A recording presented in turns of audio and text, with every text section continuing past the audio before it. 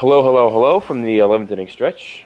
This is our weekly MLB Week in Review podcast. As usual, my name is Paul Epi. I am joined by Alex. Alex, we had a big week in news, at least trade deadline wise. A couple weeks ago, we sort of previewed what to expect uh, in, in in terms of names to get traded and teams that will be doing the trading. And we were not disappointed. There was a whole bunch of trades. Yeah, a bunch of trades went down. A lot of them were at the wire, and those were kind of the small ones. There was definitely a clear winner in my eyes at who won the day. There were some people who made some moves that probably aren't going to matter.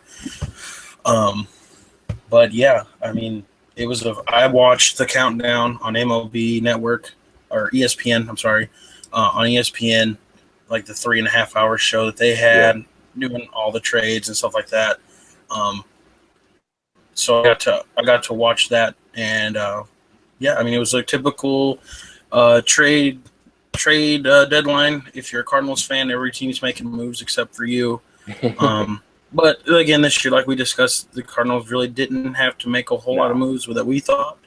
I don't want to get too much into that because I'm sure we'll touch on that later, or Paul will on Sunday as I am leaving for vacation. But yeah, like I said, there was a clear winner in my eyes. I don't know if there's a clear loser or not, but hey. So I would assume that your big winner is either going to be the Indians or the Rangers. Yeah, I'm gonna go with the Rangers. Actually, I don't think that the Indians made a whole lot of. I mean, they made one big one in Andrew Miller, but I mean, other than that, I mean, what else? I mean, what else did they acquire? As far as I know, they didn't. The Indians did not get anybody other than Andrew Miller, but at the same time, Andrew Miller is a very big signing. Yeah, and that's. I mean, not saying to take away from that. I'm just saying that the Rangers.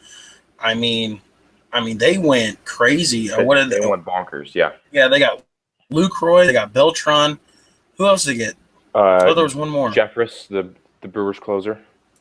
Yeah. Okay. So you got Jeremy Jeffress, and they were supposed to get a starter. Was what people were saying that they were trying to get for. Yeah. They were going to go out and try and get a catcher. They were going to try and get a DH since Prince Fielder had neck surgery again. And they wanted a relief pitcher, and they wanted a starting pitcher. And they got 3 of the 4. The biggest talk was them about getting a starter, and ironically, that didn't even happen. So they still have the big starting issues, but it looks like what they're trying to do is just have the best offense in the league and just have them just smack the ball out of the ballpark because they have a damn good offense now that they have Lucroy, and he's a solid defensive catcher.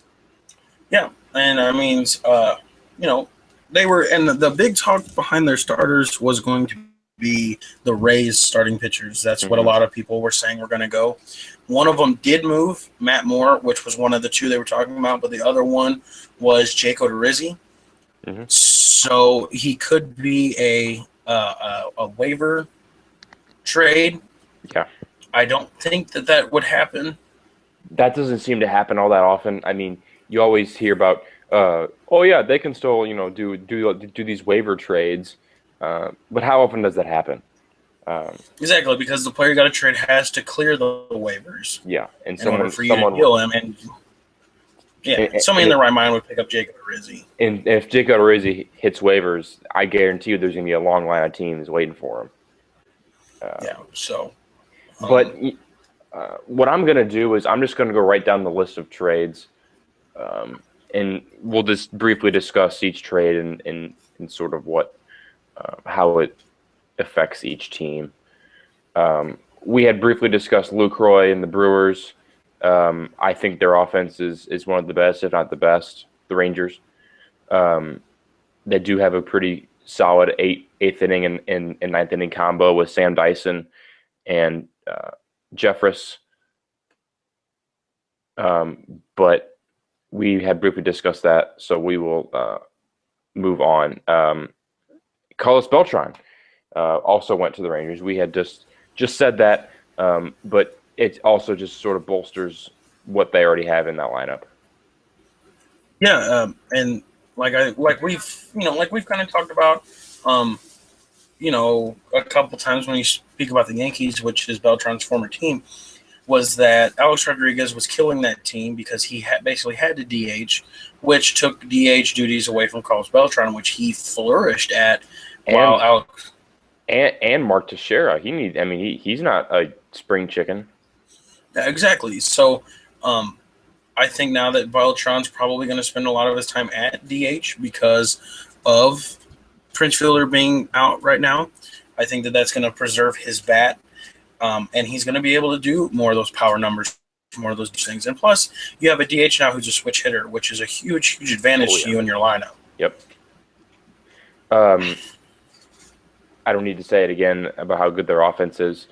I still like them to get to the playoffs. I had them in my World Series at the beginning of the year. I'm going to stay with that. But the pitching does concern me a little bit. So we'll see. We'll see. Moving on.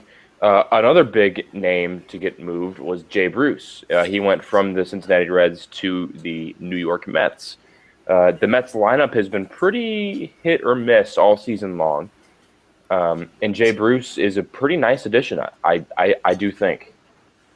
Yeah, and it only took him 2 or 3 years to make this trade. Health problems kept coming up in the trade with Jay Bruce. But yeah, it gives him some more outfield help. I believe that they're going to move Granderson to left field, I believe. And Bruce is going to play right field, and Cespedes is going to continue playing center. Yeah. I do believe that that's how that's going to work. But like I said, he had an interview, was it yesterday, I believe, and he was talking about how when he first started with the Reds, they kind of got into the playoff thing, and then they were out of it for a long time, and he's just happy and excited to get ready into meaningful baseball, and I can't doubt the guy, blame the guy, No. Yeah, I think it's a very nice addition that the Mets did. That's what you want to see from a playoff caliber team is if they need help to go out and get it to finish this race.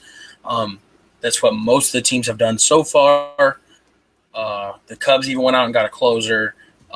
The Cardinals got a reliever that they desperately needed a good reliever. So like you said, I think it's a great move that the Mets did, and I'm glad to see Jay Bruce is not in the Red Series versus the Cardinals. That did come at the right time, and I thought the same thing was on Monday when he got traded. I'm like, oh, that's kind of nice. He doesn't have to face the Cardinals. I have a quick question for you. For a player like Jay Bruce, who's been in the playoffs a little bit early on in his career, do you think being traded to a contender is added pressure? Because I think it is added pressure, but it's sort of interesting to watch their performance when you go from a gutter team in the Cincinnati Reds to a playoff contender in the Mets.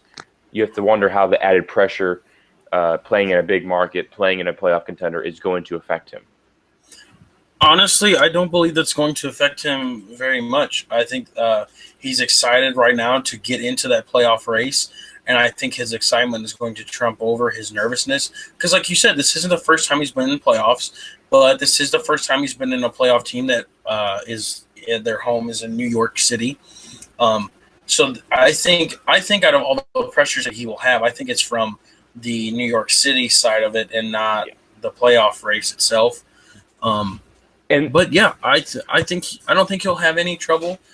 I think that it'll be just fine, and I think that he'll flourish in New York. That's a good point about with the market, just being that playing in New York is a whole different animal compared to playing anywhere else in the league. I think the problem with Bruce is his health. That's always been his bugaboo throughout his career is can he stay healthy? And if he does, I don't see any reason he can't flourish with the Mets. And I hope he does because he is a good player to watch. And he is fun to see. Um, let's see, what is next on this list? It is Dodgers acquire Rich Hill and Josh Reddick. Um, my opinion is that I think it was a good trade for the Dodgers because Kershaw is not going to be back within the next couple of weeks. They need a pitcher because without Kershaw, their pitching staff is pretty awful. Um, and Josh Reddick gives you a nice outfield piece because Yasiel Puig just got demoted, and we all know sort of what his troubles have been the past couple of years. So it gives them both a good starter and a good outfielder. But once again, the issue for Rich Hill is his health. He's been hurt, I think, twice this season. He's currently hurt right now. So as long as he can get out on the mound, he'll be good for the Dodgers. Well, yeah, and another thing is to the Yasiel Puig thing is I think the big reason he got sent down is because they acquired Josh Reddick. I mean, it wasn't he got sent down because of poor performance or poor attitude. It was because the acquisition of Josh Reddick is the output that Josh Reddick is going to have on your team. He's not going to have the attitude problems that Yasiel Puig does. So they got Josh Reddick in hopes to replace him to help with the outfield. I think that this should be Yasiel Puig's time to understand his role in this team. Yeah. And I think that he should, if he goes down, because they never said if he's AAA or if he's AA. But if he goes down. It was AAA, I believe. Okay. So when he goes down, he needs to work. I think he needs to work more on playing some left field. I would not run out a playoff caliber team with Howie Kendrick as my left fielder. No, I wouldn't either. Sorry, I wouldn't. I don't know. He's been a long-time second baseman, so I'm giving up on that. But if he can go down, learn to play some left field, then I think that he'll be back up with the big club in no time and will be ready to go for the playoffs. Yasiel Puig has a ton of untapped talent right now. But his attitude and his ego get in his way more than his performance on the field. And we saw what his talent was when he first came up into the league, 3 years ago? He was hitting balls out of the park left and right. His problem has always been his attitude. I think when he was coming up, he was going to be one of the big names in the league and sort of be the face of the Dodgers. But that hasn't been the case. He has an incredible story coming from Cuba. But like you said, his problem's always been his attitude. If he can learn to play left field and hit consistently, he'll be a really quiet under the radar piece for the Dodgers. On a team that has Clayton Kershaw and Corey Seager and Kenley Jansen, and he can be a really good fit there. But I'd be shocked if we don't see him come back up within the next 2 weeks. Yeah. Anyway, continuing on. The Giants did get Matt Moore. We had alluded to it just for a few seconds earlier on in the podcast. But, I don't think it's a sexy signing for the Giants. It's not one that's ever going to get talked about. But the Giants have always had good pitching, and they add another solid one piece to the staff. And they don't need to go out there and trade for Cy Young. But Matt Moore is a solid addition to that rotation. Yeah, like you said, it's not a top move. I honestly think that what you said, you thought it wasn't. I think that it is a sexy move. I think that what they did in that move was great. You got a guy that a lot of people think that hasn't touched his ceiling yet in his talent. You have him under control, I believe, till 2019. So a very friendly contract. You also now get to put one of your other trade pieces that you traded for in Eduardo Nunez. He gets to start third base for you because Matt Duffy is gone. which Eduardo Nunez was one of those guys that played on the Yankees for a long time and was just kind of he was like the Yankees Pete Cosma for a long, long time, and then went to Minnesota. Didn't have that added pressure on him, and is now an all star. Yeah. Yeah, is now an all star, and he's figured some stuff out, and that's good to see. But I think that was one of the better low budget trades on the trade day, because like you said, they didn't have to trade for a Cy Young, but they got a pretty good young pitcher for Matt Duffy basically, which they were okay with Matt giving Duffy up because of hasn't done much. Yeah, exactly. Let me tell you, Eduardo Nunez's numbers this year, they are really spectacular. 12 home runs, 296 batting average, 325 OBP. He leads the league with 27 stolen bases, and he has 110 hits. That's a really good piece the Giants are getting. And once again, they are set up for a very nice playoff run.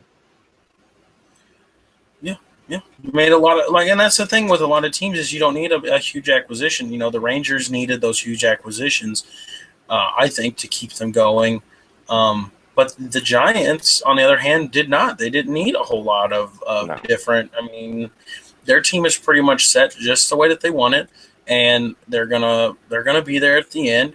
They're like the Cardinals. The Cardinals, like their 1 through 9 that they were running out there, they just needed some relief help, and they got it. I still wish they would have traded probably for another reliever, the Cardinals, but don't want to get on that too much. But I think that the Giants were. I think if you break it down into winners and losers, I think that the Giants were a winner on trade deadline day. And speaking of winners and losers, that thank you for bringing that up. I do want to get a couple winners and losers in here. The Giants are a big winner for me. So are the Rangers. But I'll tell you what, I really do think the Indians are a big winner. They have a really nice bullpen with Cody Allen and Andrew Miller. Their starting rotation has been phenomenal all season long, and they have a pretty solid offense. I don't see why the Indians can't go deep into the playoffs with what they have. Yeah, I agree. Obviously there was a lot of teams that were in the trade deadline day that you could count as winners, and or a lot of them you could count as losers. And some people kind of have the winners and losers are different. Like I said, I watched the ESPN special, whatever they did, and the guy who picked his winners and losers of the National League said that he thought that the Nationals were a loser. And I don't think so. I don't agree one bit. No. I don't think so, because Melanson he's lost velocity, but when that's a thing that everybody goes by now. If your pitcher can throw 100 miles an hour, you bring him up. But if he only throws 100 miles, look at Chapman. Chapman has not done so well because for a long time he's only thrown fastballs, and I think that he's finally changed that, and I think Melanson is changing that. He throws off speed, and he's a dominant closer, and that is exactly what the Nationals needed to move further into the playoffs. Another quick thing for my winners, obviously the Texas Rangers get top dog of the trade deadline day. And then I agree with you. I think the Indians, I wish they would have tried to make another move for a catcher. Yan Gomes for them hasn't played as well as what they thought he was going to. Although it's not necessarily their fault that they didn't get Lucroy. Yeah. And I'm not just saying, Lucroy was the only one out there. I would try to trade for somebody else who, doesn't have, somebody that's not as high as him, trying to find somebody a little lower down. I can't think of anybody off the top of my head, but I know Travis d'Arnaud was available from the Mets, but that's about it. But in Travis d'Arnaud, between Yan Gomes and Travis d'Arnaud, I'd almost want to just keep it. It's not worth making a trade and losing somebody. But real quick, because I just thought of it, Nationals thing, the Nationals didn't really give up a whole lot to get Melanson either. Yeah, you're exactly right. There was some talk of them giving up Lucas Giolito, their top pitching prospect, and I don't even know who they gave up to get Melanson. but whenever you list the Nationals as a loser and they get Mark Melancon, I don't think it's right, personally. Yeah, they didn't give up nothing for him. Yeah. I mean, you can tell me all day, oh, they got minor leaguers, but there's a good chance with baseball now that those minor leaguers aren't going to get a chance in the big leagues. A lot of teams are younger, and they're going to be the same age as the people in the minors. And, well, I mean, let's be real. That's not really going to help you out in the long run. And just like the Rangers, they didn't want to give up Profar or Gallo, Right. and they got away with getting 3 pretty good pieces without giving those up. So, wheeling and dealing, money talks when it comes to this league. But real quick, I'll do my losers real fast because Okay. I honestly think that the Cubs are a loser in their trade deadline. Just because I don't think Aroldis Chapman is going to be – their team was really good anyway without Aroldis Chapman. And I don't think Aroldis Chapman is going to add that much of a difference for them.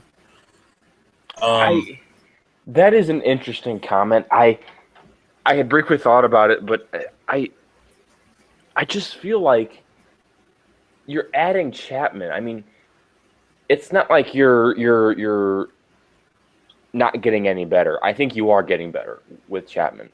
Well, Any team that has him is going to be better than without him. But I'm also sort of on the same page as you. Is how much of a difference does it make? Well, and the thing is, too, is you're not getting a starter who's going to go 7 innings. That makes a huge difference in your game. Aroldis Chapman pitches 1 inning or 1 out. Although I think it's a great postseason move. I don't think it's going to do much for them in the regular season because they have a giant lead and they're more than likely going to win this division. But I mean, I'd be remiss if I thought that Chapman would make a difference in the playoffs. I think he will too, but like I said, I just don't think that trade is what's going to kind of push them over the edge and just make them unstoppable. I think that they might have needed one more starter or another big reliever arm, maybe an outfielder. I don't know what they're out running on their outfield right now. Right now they got Jason Hayward, who's been just a complete bust. Wilson Contreras has been playing out in the outfield a little bit. Chris Bryant's been out there a little bit. It's not all that great of an outfield. So exactly, if they went out and made a Jay Bruce trade with Aroldis Chapman, I mean that's a clear winner in my eyes right there. Let's think, another loser of the trade deadline. I had one, I lost it. Man, I'm actually going to go. Oh, here it is. I got it. The Houston Astros I agree. a loser Thank you. of the trade deadline. They needed a starter really bad, very, very bad. They needed, I think, a big bat in the middle of their lineup, and they didn't get it. They had a chance to probably get Carlos Beltran. Or even Lucroy. Or Lucroy. Didn't get it. So I think, hands down, Houston Astros are probably my biggest loser of trade deadline day. A team that has so much hope to make it the playoffs didn't make a move. Mm-hmm. And I just don't know how far they're going to go now because of that. Because now with the Rangers having all their that whole stacked lineup, that does spell trouble a little bit for Houston. Yeah, another just a quick mention for the winners, just because you hit on it, is the Dodgers. I think that the Rich Hill move and the Josh Reddick move were awesome for them. They needed those pieces very bad. Let me think. Let me try and think of another loser here real quick. I'll just give you probably one more. Man, actually, I had the list pulled up and I had to mess with something here. Trying to think of some other teams that were in this thing here. You have, and while you're thinking of that, I'm going to make my case for the Colorado Rockies here. as of today, August 3rd, they are only 3 games out of the second wild card spot. Um, and they sat on their hands during the trade deadline. They have That's a a good very one. good offense, a very good offense.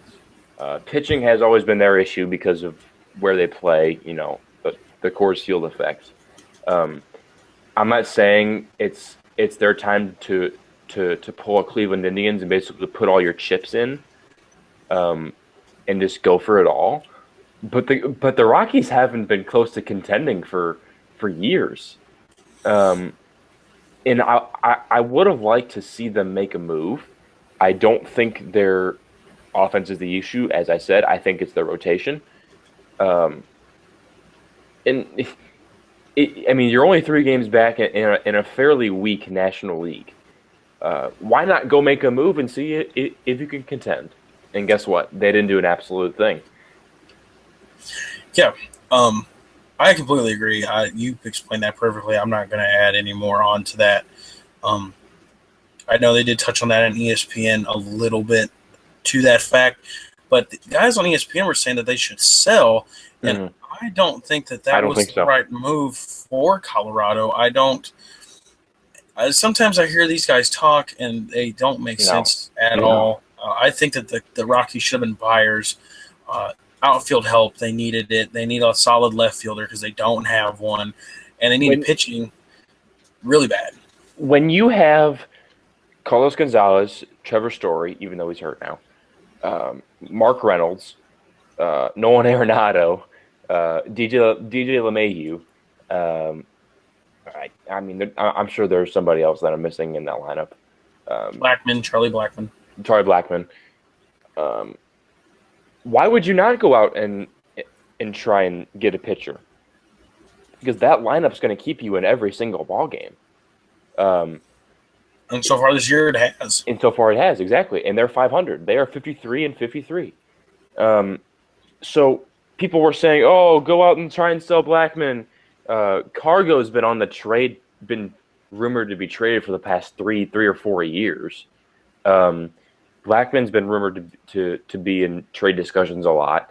Um, why? I mean, I understand that they could get a pretty good haul back from whatever team they would go to, but you're only 3 games back. Why not go out and try and buy a piece? Yeah, I completely agree. I know they were wanting them to sell Jorge De La Rosa at the trade deadline this year, and I believe their closer. I thought they said. I'm not really sure, but yeah, I completely agree with you. I think that they needed to buy instead of sell, Yeah, and they actually didn't sell, but they didn't buy either, which is yeah, no, really they just sat bad. on their hands. Yeah, and it could be the fact that their farm system might be depleted Sure.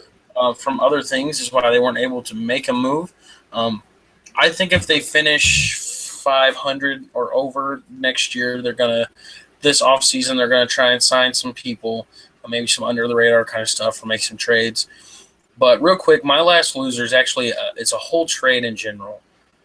Um, it's the Braves and San Diego trade. Yeah, that was a weird deal. Here's what I don't understand: the Braves don't have a lineup.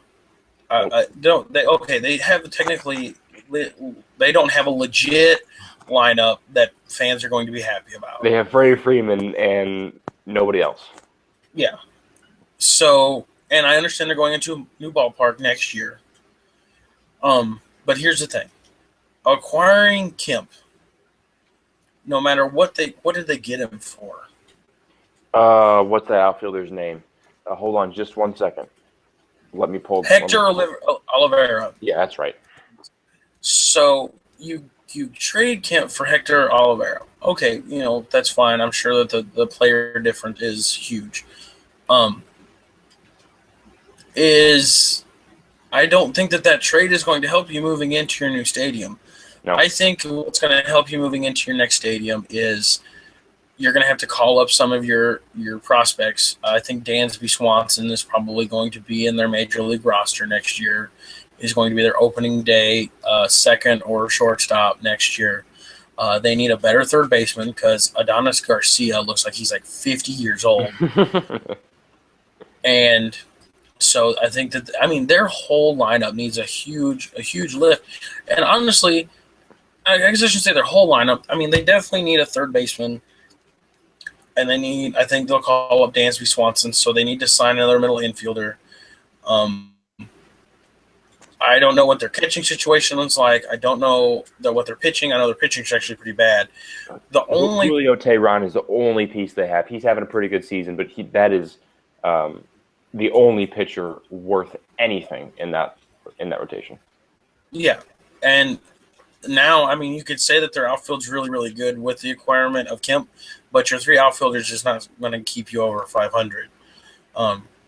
I don't want to call them losers. I just think that trade made some news, and it really wasn't worth a lot of news to be made because that trade isn't going to have any effect for a while unless the Braves open up that checkbook this offseason and open up their farm system for some trades.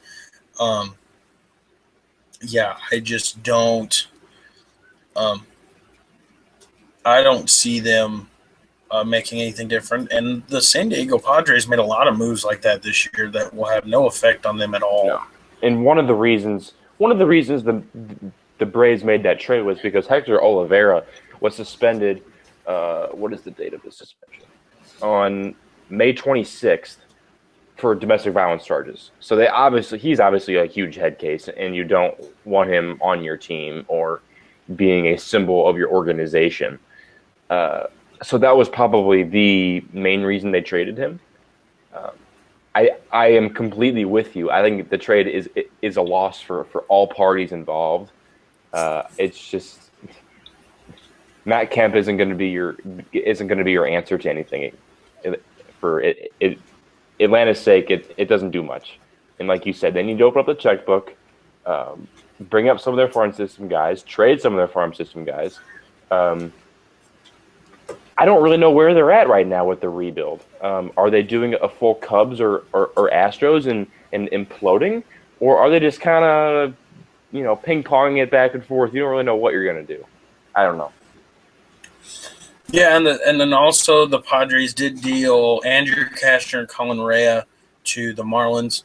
They give the Marlins a D+ for that in the grade on ESPN.com, and I think that is completely wrong. Yeah, I think that the Marlins needed to add pitching, and what better place to get some good quality innings and pitchers from the Padres and Andrew Cashner. I like Andrew Cashner. I think that he's going to be awesome for them. One quick caveat to that. I don't know if you saw this, but Colin Rea got injured against the Cardinals this past weekend, and they actually sent him back to San Diego. It was really weird, but the Marlins actually sent him back to San Diego because he got injured against the Cardinals. It was sort of a weird thing. I've never seen it before. But yeah, no, I think at the time that trade was pretty good for Miami. They could use some pitching, and they got some good pitching. Andrew Cashner is a very good innings eater. He's not going to be great all the time. He's an average pitcher, but that's all you need. So. Yeah, but other than that, nothing too drastic went down. We kind of gave you our winners and losers. Actually, you didn't give losers, did you? You gave the Rockies. I have the Rockies, and I'll go with my other losers being the Pittsburgh Pirates. Okay. I think being in sell mode isn't what they needed. I understand sort of the money issues they had, who was on the books. I just feel like Melanson is doing away Melanson, sort of giving up on the season, and dealing away Lariano to the Blue Jays. I didn't hear about that one. Yeah, Lariano actually got traded to the Blue Jays. So I feel like dealing away those two is just sort of giving up on the season. And like I said, the National League isn't all that great this season. So why not go out and buy a piece and make yourself a contender? I'm actually glad you said that because I almost went with the Blue Jays because I didn't know that they added a piece because they were supposed to add pitching in the trade deadline, and I never saw that because they've had a lot of talks about putting Aaron Sanchez, their young phenom that went to their starting rotation this year, into the bullpen. He is back in the bullpen. Okay, so he's back in the bullpen to kind of save his arm. I don't like when teams do that. No, I I think think it's terrible. I agree. I think that if your starting pitcher, your rookie starting pitcher, if he's doing so well in your rotation, you want to keep him there in that comfort zone I rather than taking him out and making him all pissed off at the team and putting him in where he's going to come in on high stressful innings. That's what he's going to put on his arm is stressful innings. And as a starter, when you start a new inning, that is a stress-free inning. But if you come in with runners on second and third, and you have, you're down by 1 or 2, yeah, I mean that's a stressful inning on your elbow, and I don't think that was a good move on their part, moving him to the bullpen. I couldn't agree more. I think the more effective way to save pitchers' arms is just to put an innings limit on them. You don't need to put them back in the bullpen. If you want to save their arms, just have them don't throw as many. Just have them throw not as many pitches in their starts. That way, they're still on their 5-day routine. Every 5 days they're going to go out there, and if you have to put him out there for 4 or 5 innings, that's fine. But with him in the bullpen, you don't know when he's going to pitch. So there goes his routine. There goes his consistency. And just as you said, you don't know what type of situation he's going to be coming into. Yeah, I don't like the move putting him in the bullpen, but I do like the Liriano move. That was a Agreed. really good one. So I don't really know if they're winners or losers just because of the effect of the Liriano trade. I would say that they're kind of in the middle when it comes to that one. But other than that, Paul, I have nothing else really to discuss on the trade deadline. I mean, if you have some finishing notes you'd like to add, or Trade deadline wise, no, I have that is all I have. Alrighty. Like I said, we tried to make this video fast. There was a lot of trades that did go down. So trying to get both of our perspectives on on the trades that did go down, and trying to inform you guys on some of them. Made this video fairly long than what it probably was supposed to be. We're hoping that we can. I'm really forgetting his name right now, and I cannot believe it. Oh man, what is his name? Your friend's name? Oh, Jake. Yeah, Jake. Jake. Sorry about that, Jake. If you watch this, we're hoping that we can get him back on here soon. I really would have loved to have him on tonight, trying to get his perspective on the trade deadline. We'll next time he's on, I'm sure we'll touch on that with him. But other than that, I would like everybody to show some love to Paul this upcoming week and the next 2 weekends. For I will be out of town. I have a family vacation to go to in Alabama, Gulf Shores. Just trying to keep you guys updated. I might post a couple pictures on the Facebook page just to make y'all jealous of where I'm at. So like I said, show some love to Paul. He will be doing these by himself. I will try to show some love and ask what's going on and all this kind of stuff, and hopefully watch the videos. But again, Paul, thank you for the upcoming week of shooting these videos so I can enjoy my time off. Sure. Very much appreciate it. But that is basically the around the league news of the trade deadline of 2016, the non-waiver trade deadline. Thank you guys very much for tuning in. We very much appreciate it. Stay active on the Facebook page. I don't know about the Twitter page, but I do know the Facebook page is pretty much blowing up on a daily basis. We kind of post stuff on there, and people give us some feedback, so that's awesome to see.